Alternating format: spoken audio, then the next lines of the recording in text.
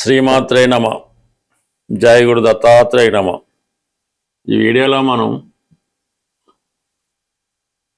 సింహరాశి వారికి ఫిబ్రవరి 8 నుంచి 14 మధ్యలో జరగబోయే వార ఫలాలు పరిశీలించినప్పుడు సింహరాశి వారికి ఈ వారంలో విజయ అవకాశాలు చాలా బలంగా ఉండడం జరిగింది. కేవలం రాశ్యాధిపతి రవి, యోగకారకుడు కుజుడు, 6వ స్థాన సంచారం. 6వ స్థానం అంటే శత్రువులు, రోగాలు, రుణాలు, అలాగే విజయస్థానం అన్నమాట. ఈ సమయంలో మీరు ఏదైనా ఒక రాజకీయ పదవి కోసం పోటీ పడినా, ఎలక్షన్లో నిలబడినా, ఏదైనా ఉద్యోగంలో ఇంటర్వ్యూకి వెళ్ళినా, క్రీడారంగంలో ఉన్నా, ఎందులో అయినా మీరు పోటీ చేస్తే కంపల్సరిగా విజయం మీకు కంపల్సరిగా రావడం జరుగుతూ ఉంటుంది. అలాగే నిరుద్యోగులకి ఉద్యోగ అవకాశాలు చాలా బలంగా ఉండడం జరుగుతుంది. అది కూడా ఈ నెల 14వ తారీఖు వరకు మాత్రమే ఈ యోగం అన్నది సింహరాశి వారికి ఏర్పడడం జరుగుతుంది. మీరు దేశ విదేశాల్లో ఎక్కడున్నా సరే ఈ రాబోయే వారం రోజుల్లో వృత్తిపరంగా మీరు ప్రయత్నం చేస్తే 100కి 100 రూపాయలు మీకు ఉద్యోగ అవకాశాలు అన్నవి రావడం జరుగుతుంది. కాబట్టి సిన్సియర్గా ప్రయత్నం చేయండి. అర్హత ఉంటే కంపల్సరీగా లభిస్తూ ఉంటుంది. ఆల్రెడీ ఉద్యోగం చేస్తున్న వాళ్ళకి ఒక ప్రమోషన్ లాంటిది కానీ, పదవి పరంగా ఏదైనా బాధ్యతలు పెరగడం కానీ, హోదా పెరగడం కానీ జరిగే అవకాశం ఉంటుంది. ఇక 7వ స్థానంలోకి బుధుడు అలాగే శుక్రుడు కూడా రావడం జరిగింది. బుధుడు ఈ రాశి వారికి ధన లాభాధిపతి 7వ స్థానంలో ఉంటూ శుక్రగ్రహంతో కలిసి, రాహుతో కలిసి ఉండడం వల్ల ఏదైనా కొత్త వ్యాపారాన్ని కానీ, కొత్త వ్యవహారాన్ని కానీ ఇతరులతో కలిసి ప్రారంభించడం జరుగుతూ ఉంటుంది. అలాగే వివాహ ప్రయత్నంలో ఒకేసారి మీకు ఒక 2-3 సంబంధాలు రావడం వల్ల కొంత కన్ఫ్యూజ్ ఏర్పడే అవకాశం ఉంది. అలాగే ఎన్ని సంబంధాలు వచ్చినా కూడా అవి పర్ఫెక్ట్గా మ్యాచ్ అవ్వకుండా ఏదో కారణం వల్ల రిజెక్ట్ అవ్వడం కూడా జరుగుతూ ఉంటుంది. ఏదైనా సింహరాశి వారికి ఈ సమయంలో అంటే రాశిలో కేతు ఉండడం, 7వ రాహు ఉండడం, ఈ రెండు కూడా ఈ డిసెంబర్ 2026 డిసెంబర్ 5 వరకు ఈ రాహు 7వ ఉన్నంత వరకు కూడా ఈ సింహరాశి వారికి వివాహ ప్రయత్నాలు ఫలించడం అన్నది చాలా ఇబ్బందికరంగా ఉంటుంది. అంటే వీళ్ళు కూడా సరిగ్గా నిర్ణయించుకోక వచ్చిన సంబంధాన్ని ఏదో విధంగా రిజెక్ట్ చేసే ప్రయత్నం చేస్తూ ఉంటారు. అంటే వీళ్ళ మనసులో ఏదో ఉంటుంది కేతు ఉండడం వల్ల, కానీ అది బయటికి చెప్పకుండా వచ్చిన దాన్ని రిజెక్ట్ చేస్తుంటారు. అలాగే 7వ రాహు ఉండడం వల్ల ఇప్పుడు ఈ శుక్ర బుధులు కలిసినప్పటికీ కూడా సరైనటువంటి ప్రొఫైల్ లేకపోవడము, క్యాస్ట్ సరిగ్గా కాకపోవడం, ఏదో వాళ్ళు కూడా వచ్చిన సంబంధం కూడా అసలు విషయాన్ని దాచిపెట్టి వివాహ సంబంధాలు రావడం జరుగుతూ ఉంటుంది. బట్ ఏదైనా గట్టి ప్రయత్నం చేస్తే తప్ప సింహరాశి వారికి ఈ నెలలో అంటే ఈ సంవత్సరంలో వివాహం నిర్ణయం అవడం అన్నది చాలా కష్టం. ఒకవేళ వివాహం కుదిరిన ముహూర్తం పెట్టుకున్నా అది పెళ్లి వరకు, పెళ్లి జరిగేదాకా కూడా సస్పెన్స్గానే ఉంటుంది. అవుతాదా అవదన్నటువంటి భయం జాతకుడు పేరెంట్స్ కూడా కలుగుతూ ఉంటుంది. కాబట్టి సో ఏదైనా ముందుగానే కరెక్ట్గా నిర్ణయించుకొని ఏ విషయాన్ని ముందుగానే కరెక్ట్గా మాట్లాడుకుంటే కొంతవరకు ఇది వివాహం విషయంలో సమస్యలు పరిష్కారం అవడం జరుగుతూ ఉంటుంది. అలాగే వివాహపరంగా గతంలో వివాహం అయిన వాళ్ళకి కూడా కొన్ని అభిప్రాయ భేదాలు రావడం జరుగుతూ ఉంటుంది. ఇక ప్రధానంగా ఈ రాశి వారికి అదృష్టం ఏంటంటే గురువు లాభస్థాన సంచారంలో చాలా వరకు పిల్లల ద్వారా మీకు కొన్ని సమస్యలు పరిష్కారం అవుతాయి.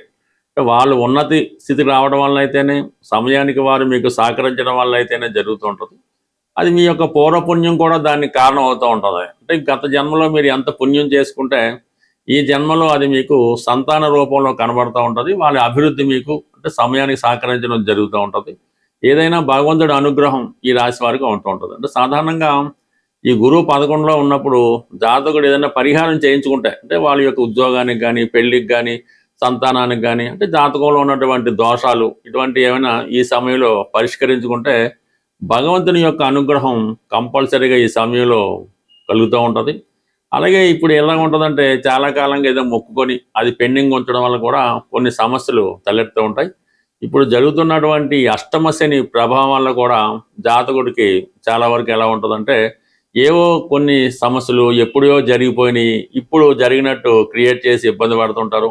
ఏదో విధంగా మిమ్మల్ని బ్లాక్మెయిల్ చేసి మిమ్మల్ని బలహీనపరిచి మీ దగ్గర నుంచి ప్రతిఫలం పొందాలని చాలామంది ఆశించడం జరుగుతూ ఉంటుంది. బట్ ఏదైనా సింహరాశి వారు ప్రస్తుతం అష్టమ స్థానంలో శని సంచారం వల్ల శని భగవానుడికి ఏదో విధంగా పరిహారం చేసుకుంటూ చాలా నియమనిష్టలతో జీవితాన్ని ముందుకు తీసుకెళ్తే పెద్ద పెద్ద అవకాశాలు మీకు రావడం జరుగుతూ ఉంటుంది. ఎటువంటి కోర్టు సమస్య అయినా, వ్యక్తిగత సమస్య అయినా, అన్నదమ్ములతో ఉన్నటువంటి సమస్య అయినా కంప్లీట్గా పరిష్కారం అవడం కూడా జరుగుతూ ఉంటుంది. ఈ వారంలో ప్రధానంగా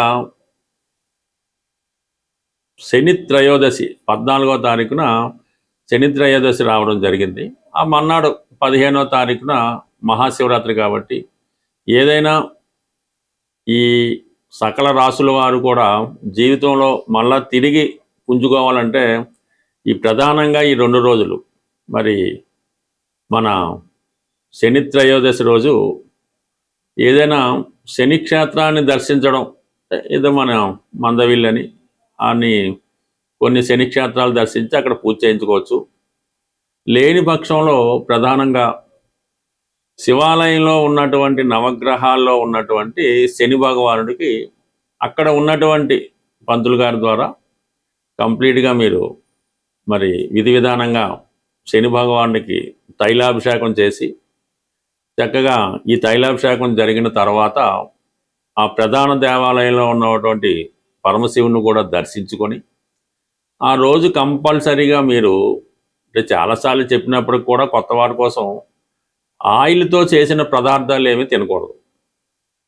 అది ఆ రోజంతా నియమంగా ఏదో ఫ్రూట్స్ పళ్ళు వాటి తింటూ మరి అదే మర్నాడు కూడా మహాశివరాత్రి గొప్ప అదృష్టం కాబట్టి మహాశివరాత్రి రోజు మరి ఆ పరమశివుణ్ణి దర్శించుకొని వీలైతే మారేడు దళాలతో కనీసం ఒక్క మారేడు దళమైనా పర్వాలేదు, ఆ మారేడు దళంతో మరి పరమశివుని యొక్క అర్పించి నమస్కరించుకొని ఆ రోజు కూడా విధి విధానంగా మీరు పవిత్రంగా భగవంతుడికి దగ్గరగా ఉండడం వల్ల జీవితంలో ఆ మర్నాడు నుంచి చాలా గొప్ప మార్పు అన్నది రావడం జరుగుతూ ఉంటుంది.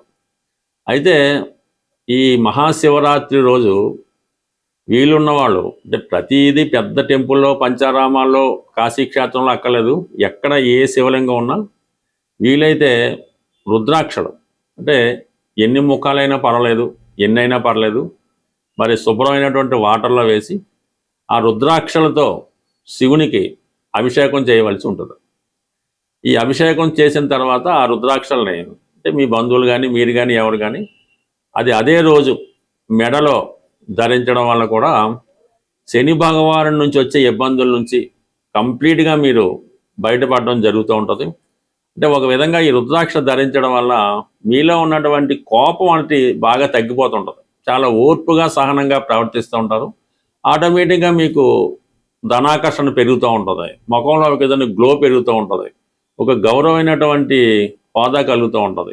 దీంతోపాటు మీరు ధరించగలిగితే విభూతి ధారణ వల్ల విభూతి ధారణ కూడా అలవాటుగా చేసుకొని ప్రతిరోజు ధరించడం వల్ల జీవితంలో కంప్లీట్గా చేంజ్ అన్నది రావడం జరుగుతూ ఉంటుంది. అది ఒకసారి మీరు ప్రయత్నం చేయండి, ఎంతో కొంత మీ జీవితంలో మార్పు అన్నది రావడం జరుగుతుంటుంది. అంటే దీనికి ప్రత్యేకంగా ఏలినాడు శని జరుగుతుంది, అష్టమ శని జరుగుతుంది కాబట్టి వాళ్ళే చేయలేని రూల్ ఏం లేదు, ఎవరన్నా చేయొచ్చు, ఎవరు చేసినా కూడా ఫలితం రావడం జరుగుతూ ఉంటుంది.